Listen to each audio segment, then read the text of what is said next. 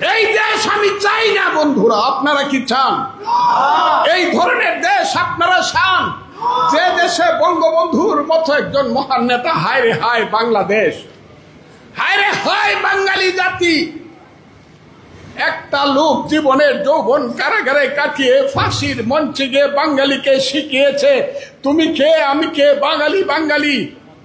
যে লোকটা একটা আঙ্গুল তুলা দিলে পরে 7.5 কোটি মানুষ এক কাতারে এসে দাঁড়াতো, যে লোকটার আঙ্গুলে হেলনে দেশে মুক্তিযুদ্ধ হয়েছে, সেই লোকটার বাড়ি আগুন দিয়ে পুড়ে দিলেন। সেই বঙ্গবন্ধুর বাড়ি বুলডোজার চালায় দিলেন। কেউ প্রতিবাদ করলো না, সরকার কিছু করলো না, মিলিটারিরা চৌকিদারের ভূমিকায় অবতীর্ণ হইল। 7 জন বীর শ্রেষ্ঠ, সবাই সামরিক বাহিনীর লোক, তাদের স্ট্যাচুগুলা উপর তাকায় নামায়া পা দিয়া পাড়াইয়া পাড়াইয়া বাংলো, থুতু দিল, কেউ কিছু বললেন না। বীর শ্রেষ্ঠ কারা বন্ধুরা? বীরুত্তম কারা? বীর বিক্রম কারা? বীর প্রতীক কারা বন্ধুরা? মুক্তিযোদ্ধা কারা? আমরা।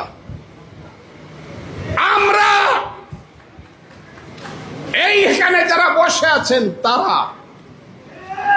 এইখানে যারা বসে আছেন তারা কি এই দেশে এইভাবে অপমানিত হয়ে মৃত্যুবরণ করতে চান? ভাইরে মন্টু ভাই, আপনি কত স্বার্থপর। আপনি তো গিয়া বাচ্চা গেছেন, আপনি তো মরে বেঁচে গেছেন আমার মন্টু ভাই। আমরা তো বাইচা রয়েছি অপমানিত হইয়া মরবার জন্য। আপনি মরে বাচ্চা গেছেন মন্টু ভাই, আমরা বাইচা রয়েছি গলায় জুতার মালা নেওয়ার জন্য, গালে জুতার বাড়ি খাওয়ার জন্য। মুক্তিযোদ্ধা শুনলেই মারতে আসে। আজকে শুনলাম একটা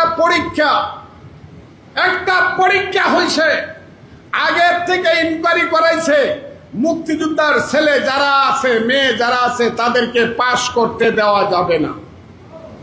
আমি আজকে শুনছি বড় পরীক্ষা, সেই পরীক্ষা বিসিএস হতে পারে, সেই পরীক্ষা শিক্ষকের পরীক্ষা হইতে উঁচু স্তরের শিক্ষক, একদম রেড মার্ক লাল কালি দিয়া ক্রস দেওয়া হয়েছে, মুক্তিযোদ্ধার সন্তান বা নাতি যে তারে কোনো চাকরি দেওয়া যাবে না।